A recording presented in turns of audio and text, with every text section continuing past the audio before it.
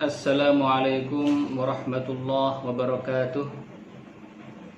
Alhamdulillah wassalatu wassalamu ala Rasulillah wa ala alihi wa ashabihi wa mawalah, la haula wa la quwata illa billah, amma ba'd.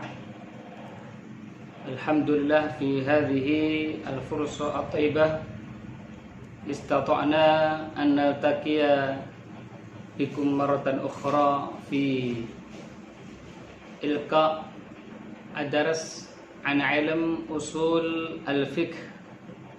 Alhamdulillah, segala puji bagi Allah Subhanahu wa taala, kita bisa bertemu lagi dalam pelajaran usul fiqh. Kemarin kita telah mempelajari terkait dengan apa yang dimaksud dengan usul fikih, baik secara bahasa maupun secara istilah.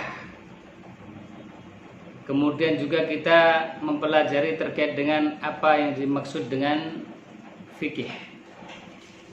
Sebagai ringkasan, sebelum kita menuju ke bab berikutnya, bahwa al-aslu secara bahasa adalah ma bunya alaihi ghairuhu, apa yang dibangun di atasnya sesuatu.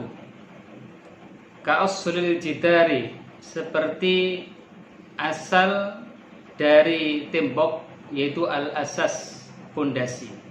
Jadi ketika kita melihat ada tembok yang berdiri, maka ada asasnya, yaitu pondasi yang di bawahnya. Itu secara bahasa. Kemudian al-far'u ma bunya ala ghairihi.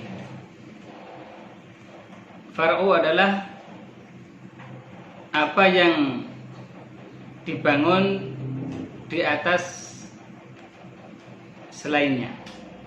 Maksudnya dia apa? Dibangun di atas sesuatu itu. Apa sesuatu itu? Pondasi. Maka yang di atas pondasi, yaitu tembok, disebut dengan al-far'u, yaitu cabang. Kemudian pengertian dari al-asl secara istilah itu ada 5 pengertian.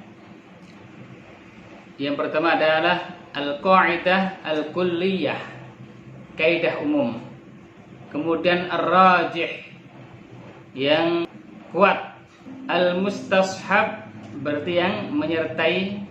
Kemudian al-makis alaihi, yang menjadi standar. Kemudian ad-dalil. Kemudian untuk fikih secara bahasa al-fahmu, yaitu memahami. Kemudian secara istilah ilmu bil ahkam asy-syar'iyyah, ilmu terkait dengan hukum-hukum syar'iyyah. An adillatiha tafsiliyah, dengan dalil-dalil yang terperinci. Bil istidlal, dengan mengambil dalil dari Alkitab as-sunnah. Nah, kita menuju ke al-qawaid, yaitu kaidah-kaidah.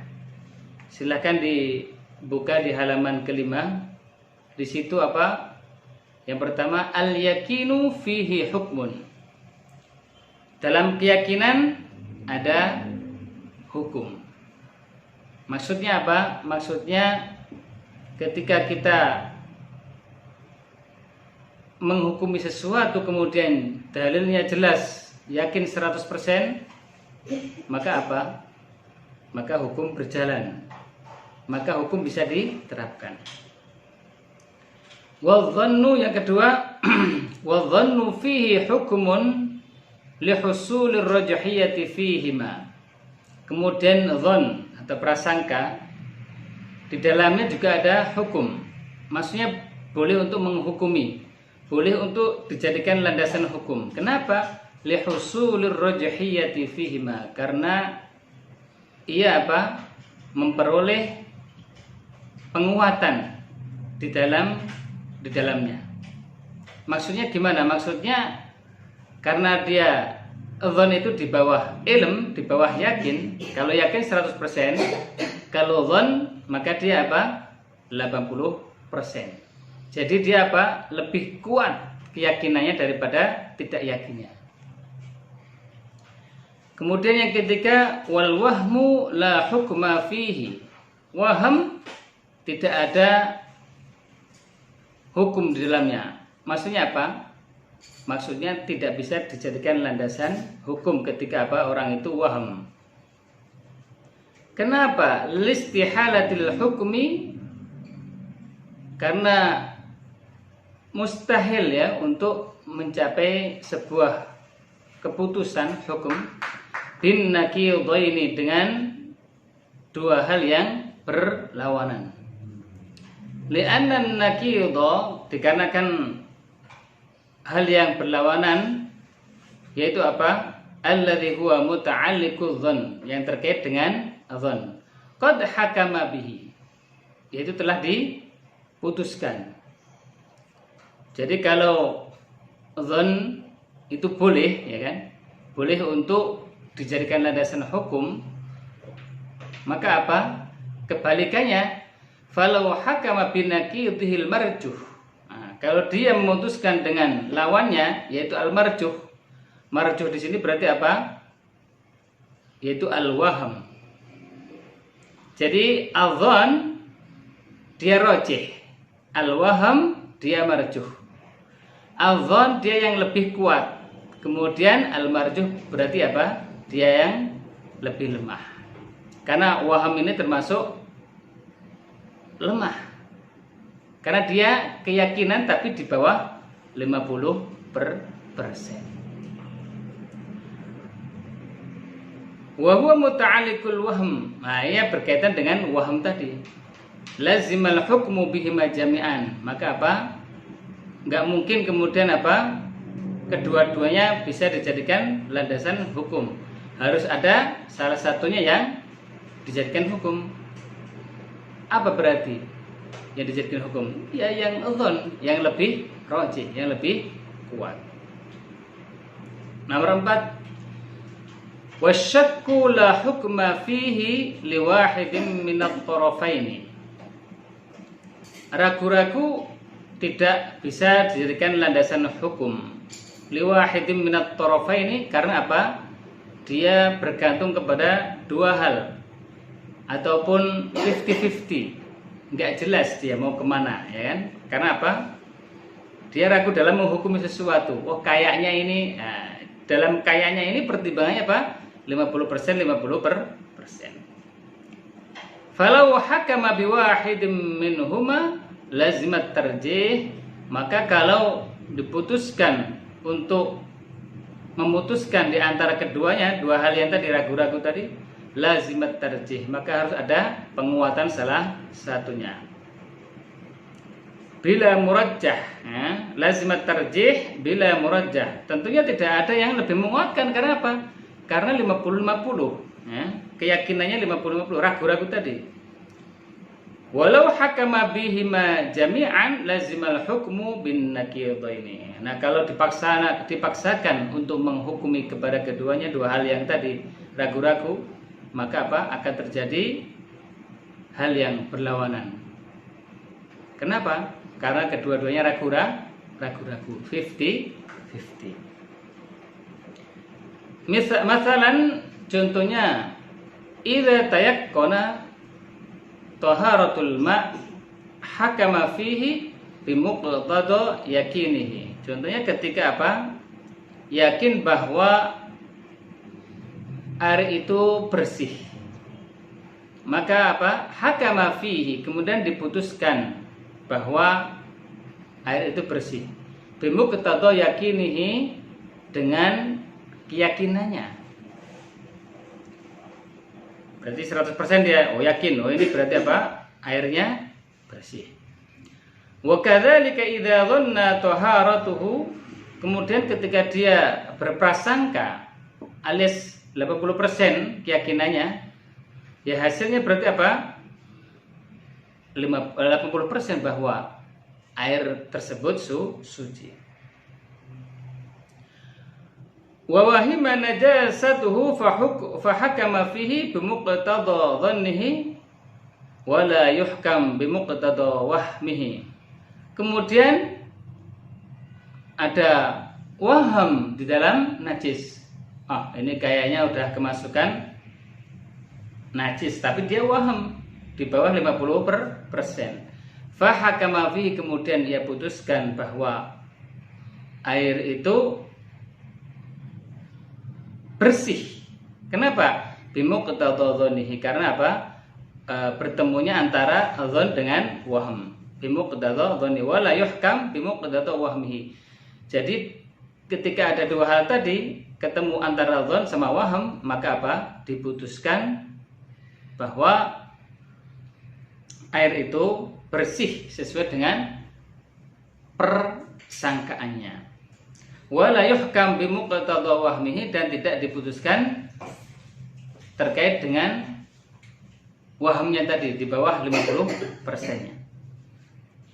Wa kadzalika idza syakka. Kemudian ketika apa? Dia ragu-ragu baina taharatihi wa najasatihi, antara suci air tersebut atau najis, la yuhkam bi taharati dzalikal ma', maka apa? Tidak diputuskan, tidak dihukumi terkait dengan bersihnya airnya tersebut, wa najasatihi, atau najisnya, bimuqtadasyak, dengan kacamata keraguan-raguan, tidak. Walakin yarji'u hukmu dzalikal ma' ilal asl, tetapi apa? Kembalikan hukum asal air tersebut kepada asal, kepada aslinya. Wa huwa annal asla fil ma'at taharah, yaitu apa? Asal dari air itu adalah bersih. Fatahkumu dzalikal ma' bit taharah, maka kemudian air tersebut dihukumi dengan suci. Dari segi apa? Bimuqtadal asl, dikembalikan kepada asalnya. La bimuqtadal syak, tidak dengan keputusan yang ragu-ragu. Fakis alaihi ghairuhu, maka kemudian jadikanlah standar kasus seperti itu yang lainnya.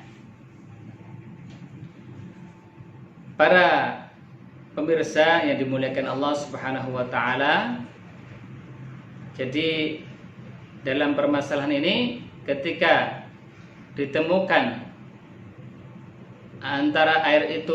ditemukan air itu dalam keadaan yakin bahwa dia bersih, maka ya sudah, yakin saja bahwa air itu bersih. Kemudian ketika dia ketemu dzan sama waham, antara wah ini airnya bersih 80%. Kemudian apa? Tiba-tiba waham ya. Wah, ini udah kemasukan najis. Maka apa? Ikuti yang dzan tadi, bahwa apa?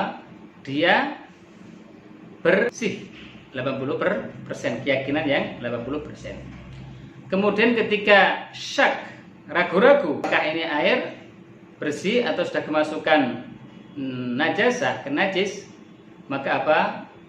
Putuskan dengan mengembalikan asal daripada air tersebut. Apa asalnya? Bahwa air tersebut bersih. Maudhu' usulul fiqh, objek kajian daripada usul fiqh. Wa maudhu'uhu raji'un, dan objeknya kembali ke isbat al-adillah, menetapkan dalil-dalil lil ahkam, dalil-dalil hukum, wa thubutil ahkam, dan tetapnya hukum-hukum bil adillah, dengan dalil-dalil. Fayuqalu bil ikhtisar, maka kemudian secara ringkas yang disebut dengan maudhu' usul fiqh apa? Huwal isbat, yaitu apa? Menetapkan. Wathubut, dan tetapnya dalil. Ka isbati, sebagaimana penetapan qauli azza wa jalla, firman dari Allah Subhanahu wa taala, aqimus shalah liwujubiha. Jadi dalil aqimus shalah itu menjadi penetapan wajibnya salat. Wa thubut wujubis shalah biqaulihi ta'ala, dan ketetapan wajibnya salat itu karena apa? Karena ada dalil tadi, yaitu aqimus shalah. Kenapa? Aqimu amrun. Jadi aqimu ini kata perintah. Sebagaimana sudah kita bahas kemarin bahwa apa? Al-amru lil wujub. Ketika ada amr, kata perintah, maka dia berkonsekuensi untuk wajib. Nah, ini aqimu amrun, kata perintah. Wa kullu amrin, dan setiap ada kata perintah lil wujub, maka apa? Berkonsekuensi bahwa ia menjadi kewajiban. Natijatuhu, hasilnya aqimus shalah, perintah dirikanlah salat, lil wujub, yaitu salat itu menjadi wajib. Fakis alaihi ghairuhu, maka jadikanlah standar ketika ada kasus seperti itu selainnya. Para pemirsa yang dimuliakan Allah Subhanahu wa taala, para santri, para siswa dimanapun Anda berada, selanjutnya wafaidatuhu, dan faidah belajar ilmu usul fiqh. Wafaidatuhu al-ilmu bi ahkamillahi awil dhanni biha. Faidahnya adalah mengetahui hukum-hukum Allah Subhanahu wa taala, atau al-dhann, yaitu apa? Mengetahui tapi 80% biha, terkait dengan faidah-faidah tersebut. Wat tarakki, dan juga meningkatkan an hadidit taklidi, dari penolakan terkait dengan taklid secara buta. Idza stu'mila fima wudi'a lahu, ya. Ini dengan syarat apa? Ketika ilmu usul fikih itu digunakan sesuai dengan peruntukannya, yaitu apa? Untuk mengambil kesimpulan min istimbatil furu' minal usul, ya. Itu mengambil kesimpulan yang cabang dari asal. Wa huwa wadhifatul mujtahidin. Nah, itu tugasnya para orang-orang mujtahid. Maksudnya apa? Dari dalil-dalil yang ada, Al-Quran itu asal namanya, ya. Asalnya hadis ini, kemudian Al-Quran seperti ini, kemudian apa? Diolah oleh para mujtahid, para ulama-ulama yang memberikan waktunya untuk menelaah, kira-kira hukum yang di sini yang belum ada apa, kemudian dikiaskan, kemudian melahirkan apa? Kesimpulan, oh hukum ini. Walaupun ketika zaman Rasul Shallallahu Alaihi Wasallam tidak ada. Auratul furu' ilal usul, atau mengembalikan yang cabang-cabang ilal usul, ke dalam asal. Wa huwa wadhifatul muttabi'in. Nah, itu tugas dari orang yang muttabi'. Muttabi' itu orang yang ikut tapi dia tahu dalilnya. Kalau taklid, dia apa? Ikut-ikut saja, tidak tahu dalil apa yang digunakan oleh yang diikuti. Kalau muttabi', dia apa? Ikut, tapi tahu dia bahwa dalil yang digunakan oleh yang diikuti seperti ini. Fayukhlisu bil amal fid din. Maka apa? Orang tersebut atau muttabi' tersebut mengikhlaskan di dalam usahanya fiddin, ya, karena Allah Subhanahu wa taala, karena agama, bukan karena yang lainnya. Wa huwa sababul fauzi bi sa'adatid darain. Nah, ini yang menyebabkan niat yang ikhlas ini apa? Menyebabkan al-fauz, kebahagiaan, kesuksesan. Bi sa'adati, dengan kebahagiaan ad-daraini, Ketika disebut darain berarti apa? Ad-dunya wal akhirah. Bahagia di dunia maupun bahagia di akhirat. Tanbihun, peringatan.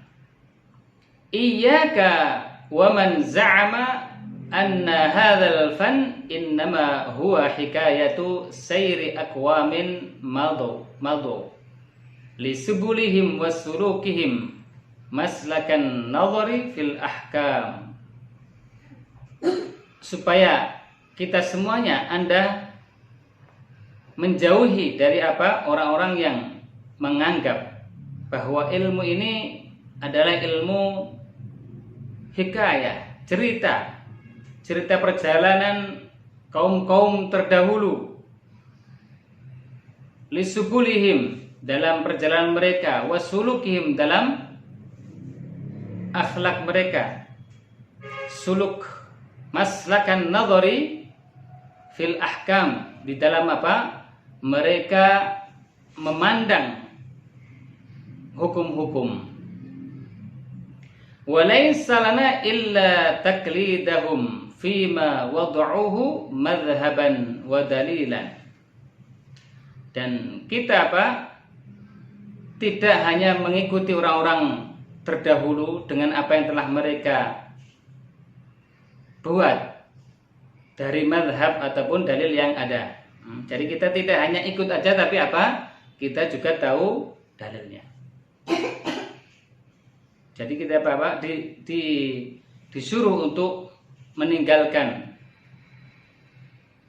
pemikiran, anggapan bahwa kita apa? Hanya mengikuti saja orang-orang terdahulu tanpa kita mengetahui dalilnya. Ini enggak benar. Jadi yang benar apa? Bahwa kita mengikuti mereka, tapi kita juga tahu dalilnya.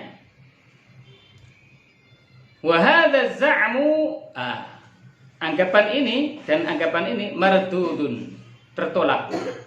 Lima qadamnahu, dengan apa yang telah kita jelaskan tadi faedahnya daripada ilmu usul fiqh, ya. Kita jadi tahu dengan belajar ilmu usul fiqh apa yang digunakan oleh Imam Asy-Syafi'i, apa yang digunakan oleh Imam Hanafi, apa yang digunakan oleh Imam Hambali dan seterusnya. Min faidati hadzal fan, yaitu salah satu faedah dari belajar ilmu usulul fiqh. Wa ayu faidatin, dan faedah mana yang paling besar, a'zam minat takhallus, daripada apa? Terlepas an hadidit taqlid, yaitu apa? Dalam kubangan taklid, wat tarakki, dan dia apa? Naik derajatnya ila darajatil ijtihad, ke derajat orang mujtahid, ya. Awil ittiba, ataupun mengikuti. Kalau mujtahid berarti apa? Dia sudah bisa memutuskan sendiri. Contoh Imam al-Mujtahidin berarti apa? Imam Madzhab al-Arba'ah, Imam Hanafi, Imam Hambali, Imam Syafi'i, dan seterusnya. Awal ittiba, ittiba berarti apa? Ngikut tapi dia tahu dalilnya. Kemudian istimdaduhu, referensinya, apa yang terdapat dalam ilmu usul fikih itu. Wastimdaduhu minal isnaini, dan referensinya minal isnaini dari dua hal. Yang pertama ilmu tauhid, ilmu tauhid. Litawaqqufil adillah asy-syar'iyyah, karena tawakufnya, berhentinya, tidak sanggupnya al-adillah asy-syar'iyyah, dalil-dalil syar'iyyah, ala ma'rifatil bari, untuk mengetahui secara keseluruhan al-bari, Allah Subhanahu wa ta'ala, wa sidqil muballighi, dan juga kejujuran orang yang menyampaikan. Wa huma, dan keduanya mubayyanani fihi muqarraratan adillatuhuma fi mabahisihi. Yang keduanya itu baik pengetahuan terkait dengan Allah Subhanahu wa ta'ala atau terkait dengan kejujuran orang yang menyampaikan. Kedua-duanya apa? Diterangkan ataupun ada dalil-dalil tersendiri dalam pembahasannya. Mungkin kalau kita membahas terkait dengan Allah Subhanahu wa taala, maka kaitannya dengan kita mempelajari ilmu tauhid. Karena dengan kita mempelajari ilmu tauhid, kita akan tahu ma'rifatullah, siapa Allah Subhanahu wa taala. Ma'rifatun nabihi, pengetahuan terkait dengan nabinya. Kemudian as-tsani, kemudian yang kedua al-lughah al-arabiyyah. Li'anna fahmal kitab was sunnah wal istidlal bihima yatawaffaqani 'alaiha idhuma arabiyyan. Kemudian yang kedua adalah bahasa Arab. Karena untuk memahami kitab, memahami sunnah al-hadis, memahami dalil bihima, yaitu dalil kitab dan sunnah, orang itu akan terpentok ketika apa? Mereka tidak tahu bahasa Arab. Yatawaffaqani 'alaiha idhuma arabiyyani. Yatawaffaq itu dari taufik. Taufik itu persesuaian. Jadi kalau orang itu bisa menguasai bahasa Arab, yatawaffaqan 'alaiha idhuma arabiyyan, yaitu mereka menggunakan bahasa Arab, maka klop, nyambung. Nyambung apanya? Nyambung dalam istinbat al-ahkamnya, mengambil kesimpulan dari hukum-hukum. Karena dia tahu bahwa yang ia bahas yaitu terkait dengan Al-Quran, As-Sunnah, itu memakai bahasa Arab. Maka di sini istimdad daripada ilmu usul fikih menjadi pondasi, menjadi pondasi atau asas di dalam pengambilannya apa? Ilmu tauhid, yaitu apa? Pengetahuan terkait dengan Allah Subhanahu wa taala, keyakinannya ataupun i'tiqadnya bahwa dia adalah seorang muslim. Kenapa? Karena kalau orang Nasrani membahas terkait dengan ilmu usul fikih, ya tidak nyambung. Itu. Yang pertama apa? Terkait dengan ilmu tauhid. Yang kedua terkait dengan bahasa Arab. Karena apa? Referensi Al-Quran pun diturunkan dengan bahasa Arab, hadis juga dengan bahasa Arab. Maka apa? Ini menjadi pondasi juga bahasa Arab untuk bisa memahami ilmu usulul fikih. Kita lanjutkan ke pembahasan al-fasl ats-tsani, yaitu pasal yang kedua. Fil ahkam at-taklifiyah, dalam hukum-hukum taklifiyah, pembebanan. Wa fihi mabahis, di dalamnya ada beberapa pembahasan. Al-mabahas al-awwal, pembahasan yang pertama, fil hukmi, dalam hukum. Apa itu hukum? Al-hukmu lughatan, hukum secara bahasa, itsbatu syai'in ala syai'in, menetapkan sesuatu atas sesuatu. Umpamanya ada kejadian orang yang sedang sholat, kemudian tiba-tiba terkena najis. Maka wa isbatu syai'in ala syai', maka tetapkan ini sah atau tidak, harus tetapkan. Al-hukum, memutuskan. Isbatu syai' ala syai', itu secara bahasa.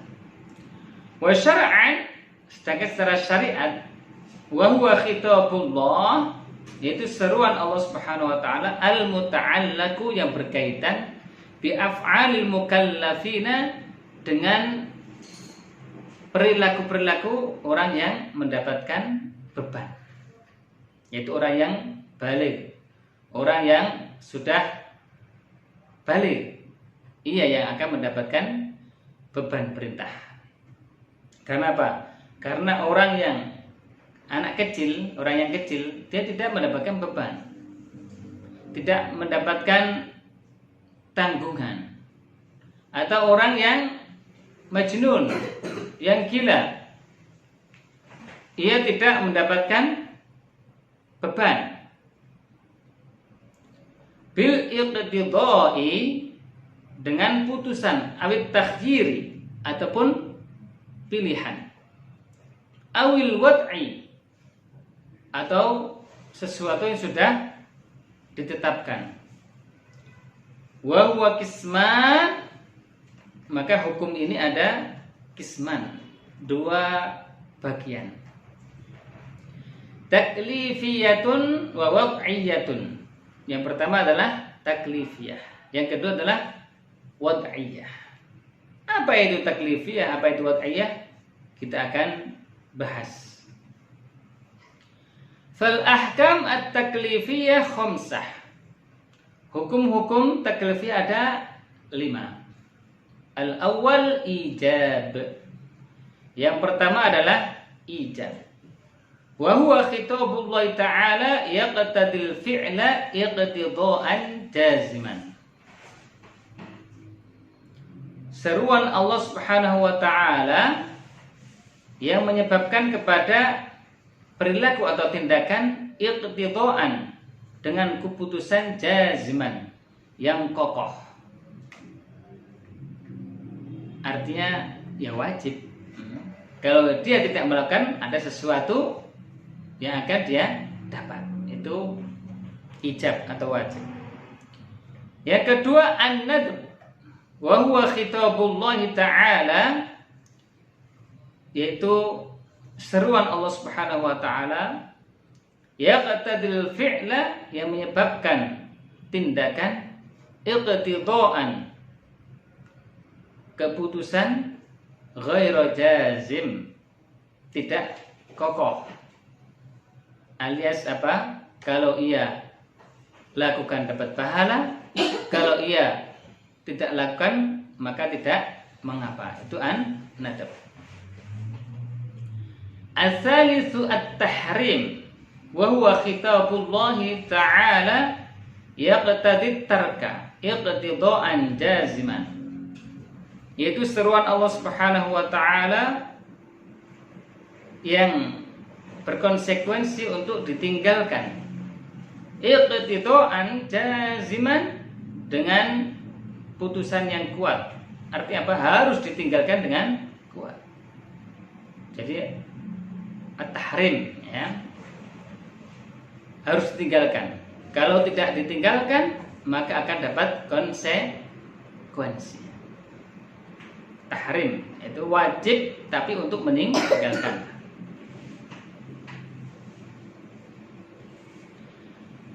Ar-rabi'u al-karahah. Yang keempat yaitu karahah, makruh. Wa huwa khitabullah ta'ala, yaitu seruan Allah Subhanahu wa ta'ala, yaqtadi tarka, yang menyebabkan untuk meninggalkan, iqtidaan, putusan, ghairu jazim, tidak kokoh. Artinya apa?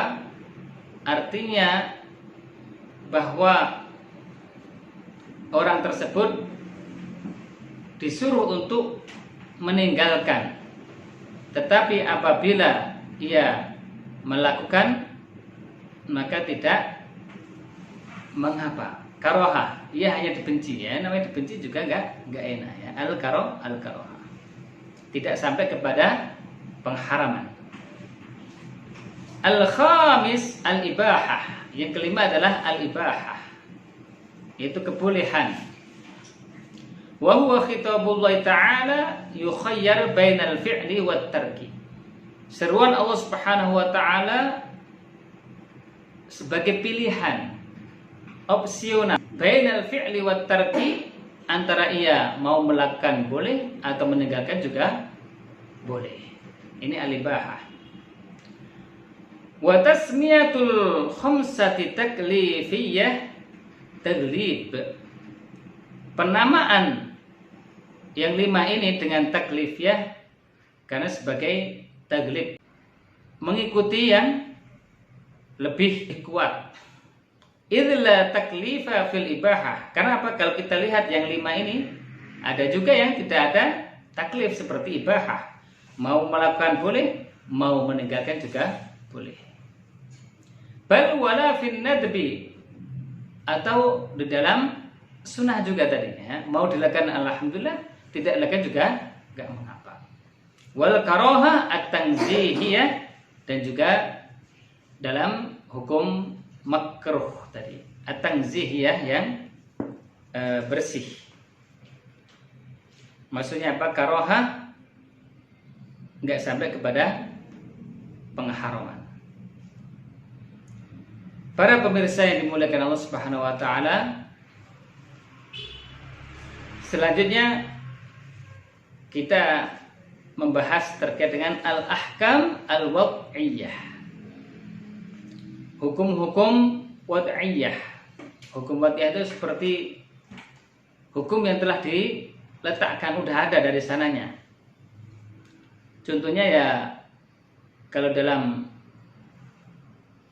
ilmu pengetahuan itu, bahwa ketika seseorang melemparkan batu maka jatuhnya akan ke bawah. Nah, ketika itu belum ditemukan apa itu disebut dengan gaya gravitasi atau apa tidak, tapi kemudian setelah itu apa? Muncul ataupun penamaan namanya gaya gravitasi. Nah, ini ahkam al-wad'iyah udah ada dari sana, sudah ada.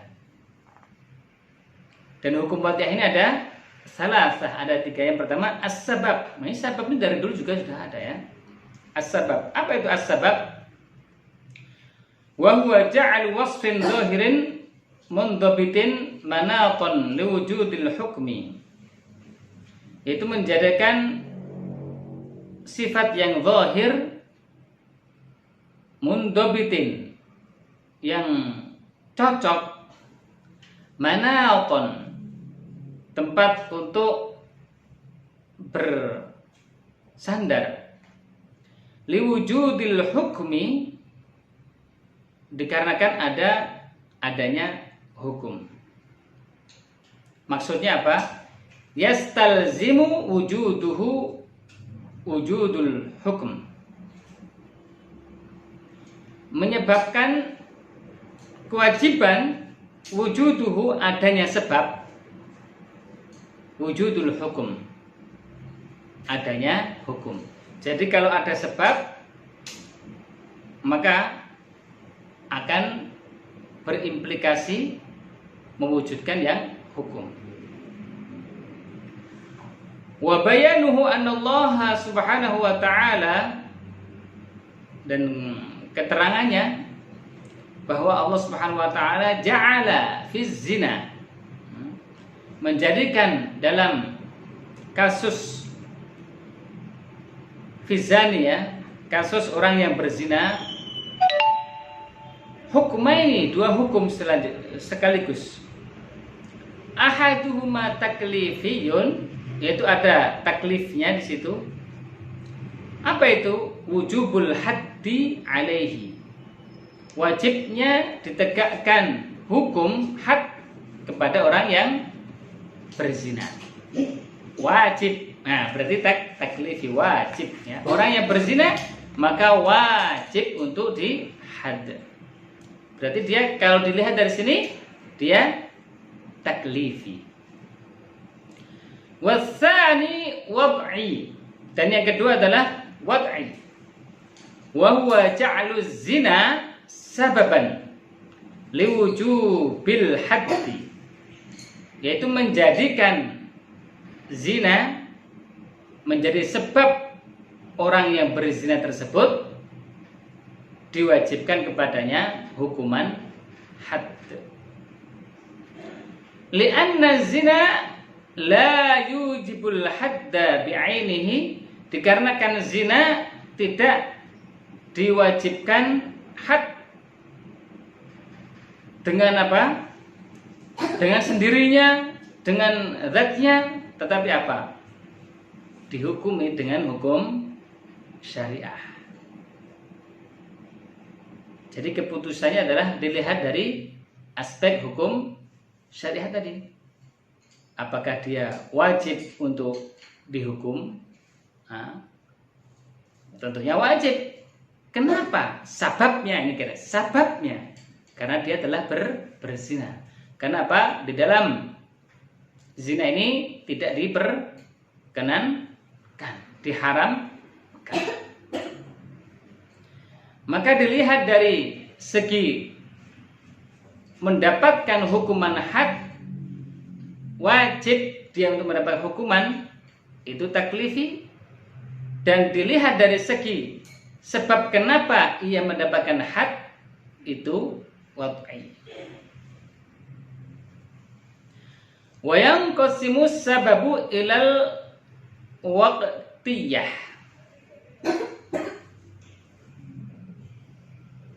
Nah, sebab ini dibagi kepada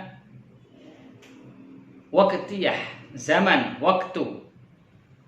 Kazawalis syamsi, seperti tergelincirnya matahari, liwujubis shalah,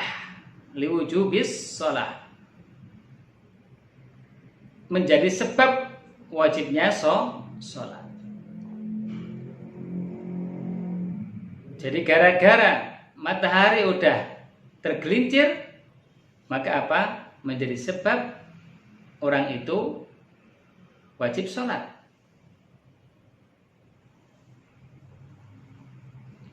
Wal ma'nawiyah, jadi itu tadi terkait dengan waktu ya. Sekarang al ma'nawiyah, secara ma'nawi.